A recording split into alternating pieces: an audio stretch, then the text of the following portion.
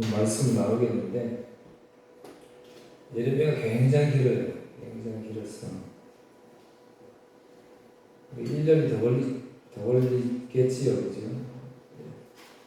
마태복음, 사도행전, 이제 예레미야, 이렇게 긴데, 조금 우리 성도들의 귀에 많이 거슬릴 수도 있을 거예요. 왜 그러냐면, 예레미야 선지자가 외쳤던 그 복음, 그 시대의 그 복음이 오늘날 우리가 살고 있는 이 세상에 거의 유사하다는 거예요. 유사해서 예레미야 선지자가 말씀을 선포를 안 할 수가 없었어요. 그래서 망해가는 그 자신의 민족들을 보면서 가슴이 너무 아파서 이렇게 울었습니다. 이제 예레미야서를 좀 더 잘 이해하려면 성경이 다 그렇죠. 배경을 좀 잘 이해하면 좀 쉬워요. 그래서 우리가 예레미야 선지자를 눈물의 선지자라 그러는데 왜 눈물의 선지자인지 오늘 시대 예레미야의 배경을 보면 조금이나마 여러분 짐작을 하실 수 있을 거예요.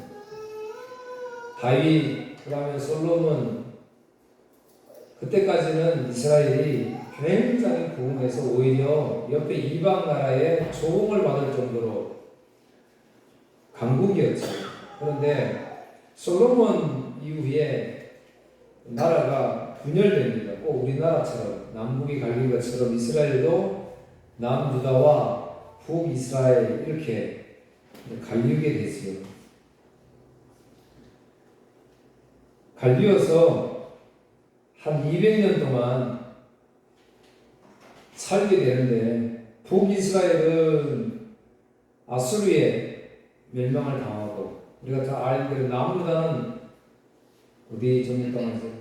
바벨론의 정복을 당하지요.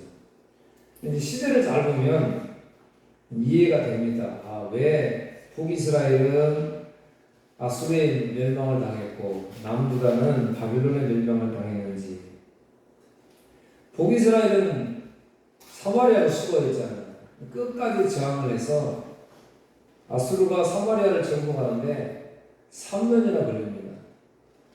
3년 동안 계속해서 심혈을 기울여서 공격해서 결국에 사마리아 성을 점령하고 그 사마리아 성에 이방인들하고 유대인들을 섞어버리는, 그래서 그때부터 사마리아인들이라는 말이 생기죠. 사마리아인들, 혼혈족이다 이 말이에요. 혼혈족. 근데 그런 상황이 그럴 때에 남유다는 아직 살아 있습니다. 아직까지는 살아있는데 이제 꺼져가는 등불과 같이요. 당시에 우리가 짚어보면 유다의 왕, 그 유명한 기도의 눈물을 많이 흘렸던 히스기야 왕이 있지요. 히스기야 왕이 14년째 될 때 아수르가 침공을 합니다. 그 유명한 사네립 왕이 침공을 하지요. 어쨌든 간에 하나님의 은혜로 침공했던 북이스라엘은 멸망을 당했지만 남유다는 하나님의 은혜로 하룻밤에 18만 5천 명이 전염병이 돌아가지고 다 죽어버리는 그런 일들, 겨우겨우 남유다의 목숨을 이어갔습니다. 그런데 이제 히스기야가 죽고 그의 아들 므낫세가 등장을 합니다. 장장 그 아들 므낫세는 55년 동안 통치를 해요. 하나님을 떠난 삶을 살지요. 결국에는 아수르에게 굴복하고 맙니다. 종노릇하게 되지요. 므낫세의 아들 아몬 왕이 등장하는데 오늘 이 예레미야를 소개하면서 지금 이 이야기를 하고 있기 때문에 그래요. 그게 중요하다는 거죠. 예레미야 선지자를 이해하려면 이 1절에서 3절의 말씀들, 이 배경을 이해를 해야 말씀의 교훈이 나에게 잘 들어오겠지요. 세워진 그 아몬 왕도 부하들에게 죽임을 당하고,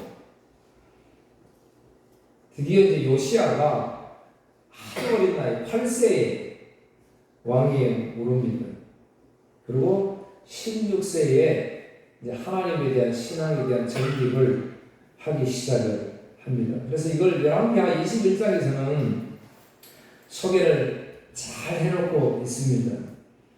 1절에 보면 므낫세가 왕이 될 때 나이가 12세라 예루살렘에서 55년간 다스리니라. 그런데 중요한 것은 므낫세가 여호와 보시기에 악을 행하여 여호와께서 이스라엘 자손 앞에서 쫓아내신 이방 사람의 가증한 일을 따라서 그의 아버지 히스기야가 헐어버린 산당들을 다시 세우며 이스라엘의 왕 아합의 행위를 따라, 이스라엘 왕 아합이란 북이스라엘 말하는 거예요. 바알을 위하여 제단을 쌓으며 아세라 목상을 만들며 하늘의 일월 성신을 경배하고 섬겼다. 이렇게 기록을 하고 있습니다. 그 뒤에 아몬 왕도 아몬이 그의 아버지 므낫세의 행한 같이 여호와 보시기에 악을 행하되, 그러니까 므낫세도 악을 행했고 아몬도 악을 행했다. 이렇게 기록을 하고 있습니다. 자, 그런데 이제 어린 나이에 왕위에 오른 요시야 12년에 아수르의 왕 바니발이라는 왕이 있는데, 이 왕이 죽고 요시야가 그 할아버지들 위해 히스기야, 므낫세, 아몬 왕이 걸었던 그 길을 걷지 않고 다 그 아버지들은 뭐 했어요? 아수르의 종이었잖아요. 아수르를 섬겼거든요. 그런데 요시야는 이제 나는 아수르를 섬기지 않을 거야. 거부를 해버립니다. 그리고 이제 종교 개혁을 하게 되지요. 이스라엘에 있는 모든 우상들을 다 철폐해버립니다. 하나님 보시기. 이걸 역대하 34장에서는 이렇게 기록을 해요. 요시야가 왕위에 오를 때의 나이가 8세라 예루살렘에서 31년 동안 다스리며 여호와 보시기에 정직하게 행하여 그의 조상 다윗의 길로 걸으며 좌우로 치우치지 아니하고, 이렇게 하나님 마음에 아주 흡족한 그 왕의 모습을 보여주고 있습니다. 근데 이제 요때 중요한 일이 생깁니다. 아수르가 세계를 지배하고 있을 때잖아요. 그런데 갈대아 사람, 우리 많이 들어봤죠, 그죠? 갈대아 사람의 저 작은 한 부족장 나보폴라사르라는 사람이 있습니다. 부족의 한 족장에 불과해요. 그런데 이 사람이 아수르에 맞서서 봉기를 일으킵니다. 이제 바벨론이라는 이름으로 이제 봉기를 일으키기 시작해요. 이 나보폴라사르가 여러분 잘 알고 있는 느부갓네살의 아버지이기도 합니다. 그래, 아수르는 이제 저 밑에 바벨론 부족이 반란을 일으켰으니까 이제 그거 막아야 될 거 아니에요. 그러니까 상대적으로 어떻게 해요? 북이스라엘은 점령했고 남유다도 점령을 해야 되는데 남유다도 갈 수 여력이 없잖아요. 반란도 진압해야 되니까. 그때 남유다는 잠시 행복한 시간을 보내게 됩니다. 아수르의 타치가 없으니까 종교 개혁을 일으켜서. 여러분 보세요. 세계 역사를 봐도 하나님 다 하시잖아요. 여러분 오늘 우리가 계획하고 사는 것 같지만 그 발걸음을 인도하시는 이는 하나님이시라잖아요. 근데 문제가 생겼어요. 바벨론이 그 작은 부족이었던 그 바벨론이 아수르 수도 니누에, 알지요? 요나 때 니누에, 그 니누의 수도를 격파해 버립니다. 이제 바벨론이 이겼다는 것이에요. 바벨론이.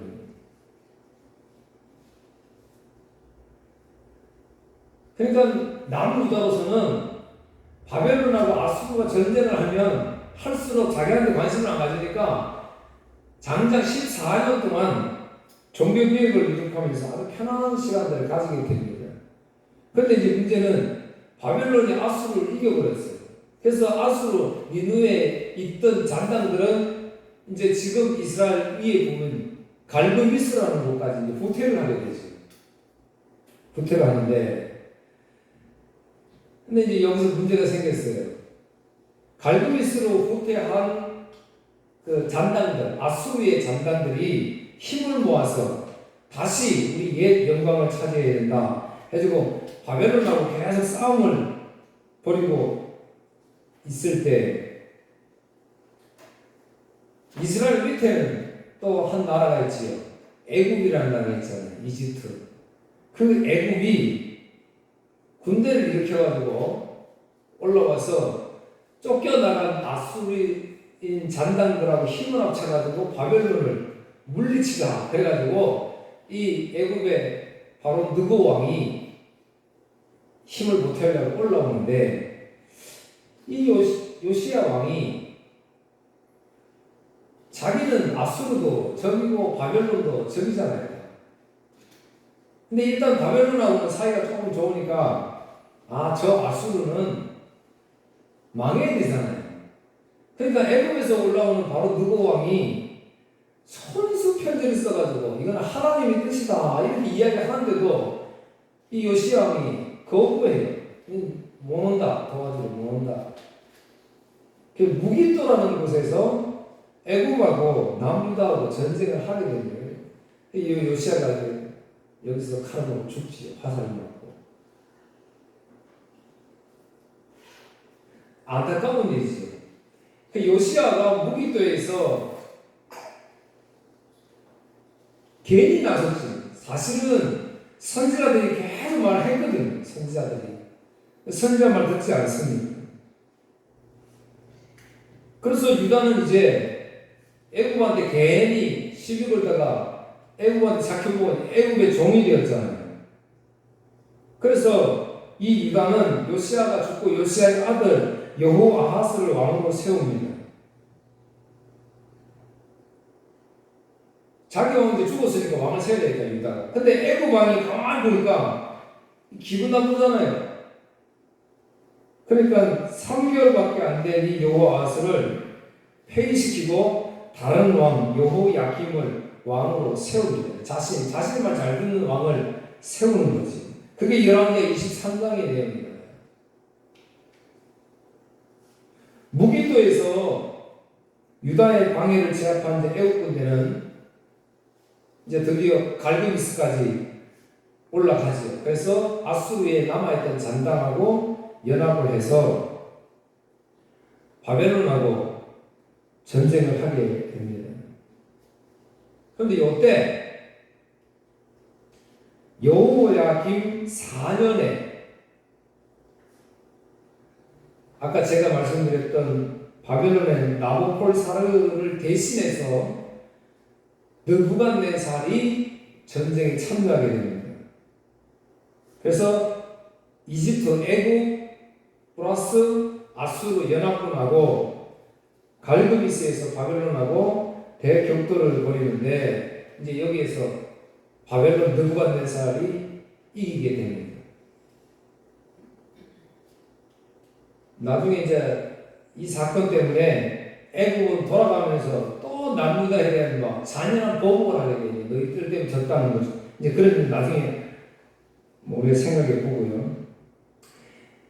이제 갈그미스에서 전쟁을 거둔 이 바벨론은 그 해에 다음 해에 아버지가 죽고 이제 왕위에 등극을 합니다. 등극을 하자마자 이제 남유다를 자기의 또 종으로 만들어야 되니까 가서 말 잘 듣고 나한테 이제 살아라 이렇게 1차 침공을 하게 되지요. 그때 우리가 잘 알고 있는 성전에 있는 기물들 다 가져가고 다니엘을 잡아간 때가 바로 이제 그때입니다. 1차 바벨론 침공 때 귀족들 다 잡아가게 되지요. 느부갓네살 왕 입장에서는 가만히 있다가 저 애국이 올라오니까 이제 이참에 남유다도 정복하고 애국도 다 정복을 해야 될 거 아니에요. 그러니까 그러기 위해서는 이 남유다는 살려두면 안 돼요. 그리고 또 생각해 볼 것은 사마리아 성도 3년 동안 공격하는데 저렇게 공을 힘을 들여서 정복을 했는데 남유다도 이거 만만치 않으니까 여기에 공을 들이게 시작합니다. 이런 상황, 이런 배경하에 선지자들은 다 하나님의 말씀을 전해야 되잖아요. 여러분, 우리가 생각할 때는 목회자들은 여러분들의 인성에 도움이 되는 이야기를 하면 안 되잖아요. 그러니까 하나님의 말씀만 전하면 되잖아요. 그래서 선지자들은 하나님의 말씀을 전하게 됩니다. 오늘 예레미야 시작하면서 아다못의 제사장들 힐기의 아들 예레미야 이렇게 소개를 하고 있습니다. 왜 이렇게 소개하냐면 다윗 때 대제사장 엘리야살의 가문에 나중에 그 반란이 일어날 때가 있잖아요. 다윗의 아들 아도니아가 반란을 일으킬 때 이 제사장이 그쪽에 힘을 보태줘요. 그래서 다윗이나 쫓아내지요. 제사장직에서. 그래서 아나도스의 제사장들이라고 이야기하는 거예요. 그러니까 백성들이 지금 생각할 때는 이 예레미야는 지금 어디 출신이라는 거예요. 반역했던 제사장들의 속에까지 그걸 이야기하는 거예요. 무슨 말이냐면 예레미야는 제가 시작하면서 누구의 선지자라고 말을 했어요. 복음을 아무리 전해도 백성들이 듣지 않습니다. 왜냐면 아유 저 배신자. 저 배신자. 자기는 독신으로 삽니다. 하나님 결혼도 하지 말라 그래. 왜? 이 심판받는 나라에서 너는 이 복음만 전해라. 너희들은 바벨론에 항복해라. 그리고 자기가 애국으로 갑니다. 여러분, 그러니까 백성들이 예레미야 선지자를 볼 때는 말이 안 맞아요. 선지자라면, 목사라면 좋은 말을 해줘야 되잖아요. 당신이 하나님이 함께 하시니까 당신이 승리할 수 있어요. 당신이 일이 잘 풀릴 수 있어요. 우리는 지금 저 옛 북이스라엘은 아수르에 또 우리 남유다는 바벨론에 짓밟히지만 이제 우리는 회복될 겁니다. 하나님 도와주실 것입니다. 이렇게 이야기를 해야 되잖아요, 선지자가. 그런데 예레미야 선지자는 정반대로 지금 이야기한단 말이에요. 자신은 이게 맞는 말이었죠. 하나님이 하라고 그랬으니까. 그럼 바벨론은 너희들 포로로 잡혀가야 된다. 바벨론은 싸우면 안 된다. 70년 동안 포로 생활 해야 된다. 그렇게 이야기하니까 백성들이 누가 좋아하겠어요? 저거 가짜 선지자 아니냐? 그리고 지금 그 시대 배경을 말씀드렸잖아요. 처참하게 이렇게 무너지잖아요, 이스라엘이. 그걸 지금 예레미야 선지자가 다 봤다 그 말이에요. 자기가 날마다 이걸 이야기하면서 그 이야기를 듣고 자기가 한 말이 이루어지는 것을 보니까 예레미야 선지자 가슴이 어떻게 했어요? 무너질 수밖에 없지. 여호야김은 열왕기서에 의하면 3년 동안 바벨론을 섬기다가 또 배반을 해요. 이제 이 바벨론도 믿을 게 못 되는구나. 그러니까 바벨론이 인근에 있는 아람, 모압, 암몬 이런 나라들하고 동원을 했어요. 바벨론 보면 지금 시대 똑같아요. 일본, 중국, 미국 보세요. 자기들이 하기 싫은 거 우리나라 이용해가지고 다 해먹잖아요. 똑같았어요, 예전에.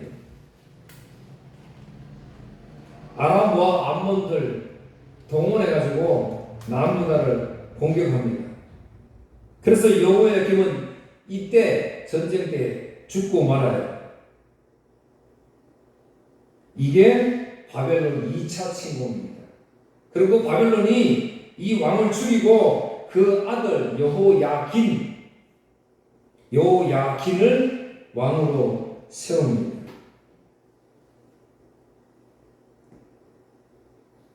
요때 바벨론 느부갓네살은 여호야긴과 우리가 잘 알고 있는 에스겔 선지자 알지요? 에스겔 선지자를 포함해서 귀족들을 다시 바벨론으로 다 끌고 갑니다. 그러니까 유다의 왕 자리에는 요시야의 다른 아들 여호와 야긴 입장에서는 이제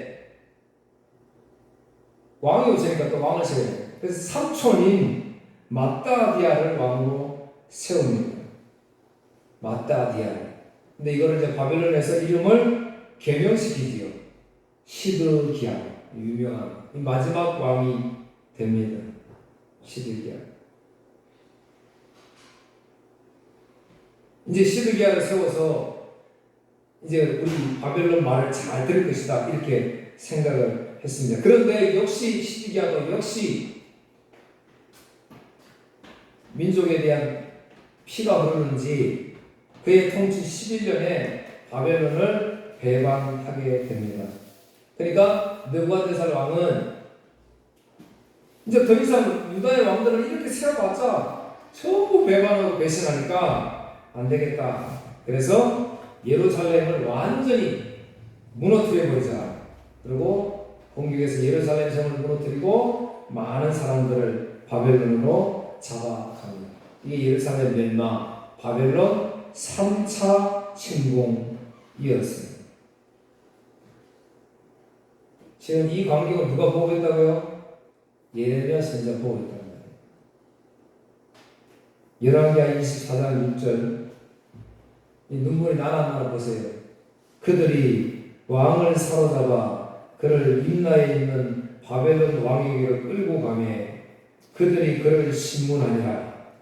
그들이 시드기야의 아들들을 그의 눈 앞에서 죽이고 시드기야 왕이잖아요. 왕 앞에서 아들들을 다 죽이고 그리고 시드기야의 두 눈을 빼고 놋사슬로 그를 결박하여 바벨론으로 끌고 가니라. 여러분 예레미야 선지자는요 바벨론을 항복하라고 그랬잖아요. 그랬어요. 결국 항복 안 했는데 왕도 아들도 다 죽고 왕도 두 눈이 뽑혀가지고 끌고 가니까. 그래서 20대의 젊은 나이에 예레미야 선지자 부름을 받아서 60대까지 40년 동안 이 이스라엘 나라가 완전히 망하는 그 광경을 다 본 사람. 그래서 하나님이 전하는 그 말씀을 하나도 가감하지 않고 전했던 사람입니다. 예레미야 4장 19절 그래서 예레미야는 이렇게 슬프다, 아프다, 내 마음속이 아프고 내 마음이 담담하여 잠잠할 수 없으니 이는 나의 심령이 나팔소리와 전쟁의 경보를 들으리로다. 22절에 내 백성은 나를 알지 못하는 어리석은 자여 지각이 없는 미련한 자식이라. 여러분 보세요. 악을 행하기에는 지각이 있으나 선을 행하기에는 무지한 거다. 사랑하는 성도 여러분, 세상을 살아가는데 하나님 없이 살아가는 데는 지각이 있지 않나요? 여러분 지각이라는 것은 감각을 통해서 얻어진 정보를 해석하는 능력이에요. 사전에 감각을 통해서 얻어진 정보를 해석하는 능력. 세상은 이렇게 살아가는데 이렇게 살아가면 승리한다 이런 데에는 지각이 있는데 하나님을 사랑하고 하나님 우리에게 회개하라고 하나님 말씀 붙들고 살아라고 하는데 지각이 없는 거예요.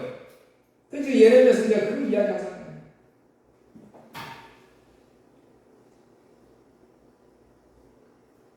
이유는 아무것도 없었어요. 단 하나 하나님이 예레미야를 부르셨고 말씀하셨기 때문에 독신으로 살면서 그 말씀을 전했을 뿐이고 그 말씀을 전할 때마다 이스라엘 백성들은 왕들에게는 조롱을 당하고 멸시당했고 인정받지 못했습니다. 백성들에게도 모욕을 당했어요.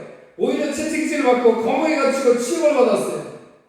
그런 눈물로 흘릴 수밖에 없었지.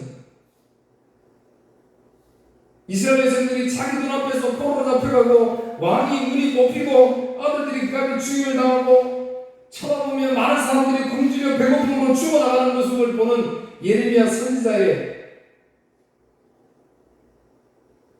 그 눈물,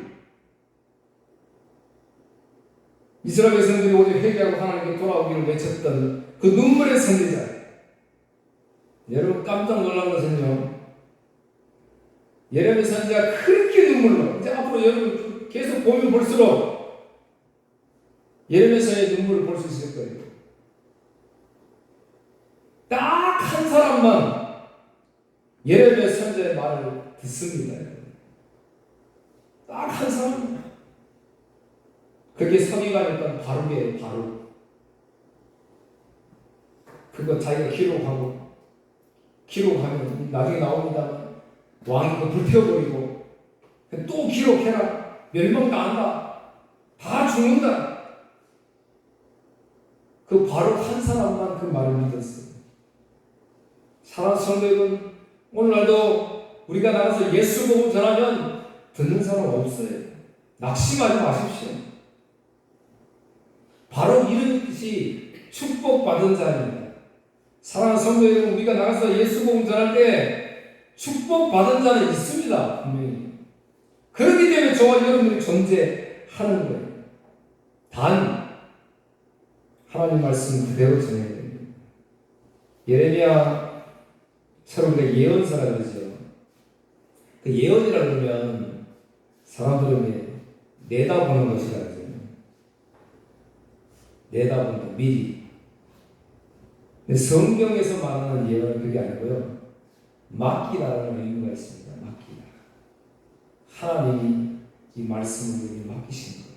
그래서 그 말씀 전하는 거예요. 오늘 사랑하는 성도 여러분들에게 하나님이 맡기신 주의 생명이 말씀이 있습니다. 오늘 배경 말씀드리면서 요약하겠습니다. 자, 예레미야 선지자가 이렇게 미움을 받을 수 없었던 것은 이스라엘 백성들이 생각했던, 그렇게 강력하게 했던 예루살렘 성전이 무너질 것이다. 우리의 적인 바벨론에 우리가 포로가 될 것이다. 그래서 항복해라. 그러니까 이스라엘 백성들이 예레미야를 싫어했던 거예요. 근데 여러분, 하나님은 우리가 잘못할 때 우리를 책망하기 위해서, 단순히 벌 주기 위해서 그러신 분이 아니라는 거예요. 무슨 말이냐면, 아까 제가 말씀드린 대로 지각하지 않는 예레미야. 세상들은 아주 계산하면서 아주 지각을 잘하는데 왜 하나님에 대한 건 지각하지 않느냐? 그러니까 예레미야 선지자를 통해서 오늘 정말 주시는 말씀은 하나님의 뜻이 아닌 것으로 세워진 모든 세상에 있는 것들은 다 하나님의 심판에서 무너진다. 죄악으로 건설되어진 것을 하나님 다 무너뜨린다. 그리고 한 가지 소망이 있다면 그 무너지는 곳에 하나님의 말씀으로 세운다는 거예요. 그게 이게 하나님의 말씀이에요. 사랑하는 성도 여러분, 이런 말씀을 들으면 이제 용기가 안 생기나요? 힘이 생기잖아요. 죄악으로 물든 나를 하나님 쪽에, 하나님 영적인 관심을 가지지 않고 늘 세상들이 예민해가지고 세상 뉴스 하나 때문에 맨날 울고 웃는 우리 부정한 우리들이지만, 그래도 불구하고 하나님 우리를 부르셔서 하나님 자녀 삼으셔서 이 말씀 주신 것은 이제 이 말씀 가지고 너 은혜 받으면서 살아라, 그 말이 아니고 이제 이 말씀 가지고 나아가서 이 말씀에 근거한 건설이 필요하다, 그 말씀 하시잖아요. 그게 복음 전하는 거잖아요. 우리는 한 주간 동안 나가셔서 이 복음 열심히 증가하셔서 이제 이 예레미야서를 함께 나눌 때에 내내 눈물의 선지자의 그 마음, 이제 우리가 그 마음을 담는, 그래서 시편 56편 기자할 때는 주님 앞에 나의 주의 병이 다 함께 해주소서 그렇게 기도하잖아요. 다윗이 얼마나, 여러분 살기 위해서 다윗이 미친 척을 했잖아요. 미친 척. 그러니까 자기가 흘린 눈물을 주의 병에 담게 해달라 그러잖아요. 주님 아시지 않습니까? 그 말이잖아요. 내가 잠을 잘 수가 없잖아요. 나를 죽이려고 하는 사람들 때문에, 강도들 때문에, 적군들 때문에. 오늘 여러분 그렇잖아요. 건강 때문에, 돈 때문에, 인간관계 때문에 잠을 이룰 수가 없잖아요. 그럼 어떻게 해야 되나요? 주의 병에 나의 눈물을 담아주셔서 그렇게 기도하라는 거잖아요. 한 주간 동안 이 눈물 주의 병에 담는 여러분 되기를 주의 이름으로 축복합니다. 기도하겠습니다. 하나님 아버지 감사합니다. 눈물의 선지자 예레미야를 이제 살펴보기로 합니다. 앞서서 배경을 살펴보았습니다. 감히 우리는 이런 환경 속에서 이렇게 꿋꿋하게 하나님 말씀을 증거할 수가 없는 연약한 죄인들입니다. 비교할 수 없는 죄인들입니다. 그러나 바라옵기는 이 예레미야서를 읽어가면서 하나님께서 타락하여진 이 이스라엘 백성들을 끝까지 찾고 새롭게 하나님의 말씀에 근거한 새 복음의 은혜를 나누기를 원하신 하나님을 잘 들어야겠습니다. 이 복음 가지고 나아가 세상 것 생각하며 세상 것 바라며 여기 만족하며 살아가는 백성들에게 이 복음 증거하기를 원하신 하나님의 마음 이제 담아서 나가 전하며 사는 성도들 되게 하여 주옵소서. 감사하며 예수님 이름으로 기도하옵나이다. 아멘.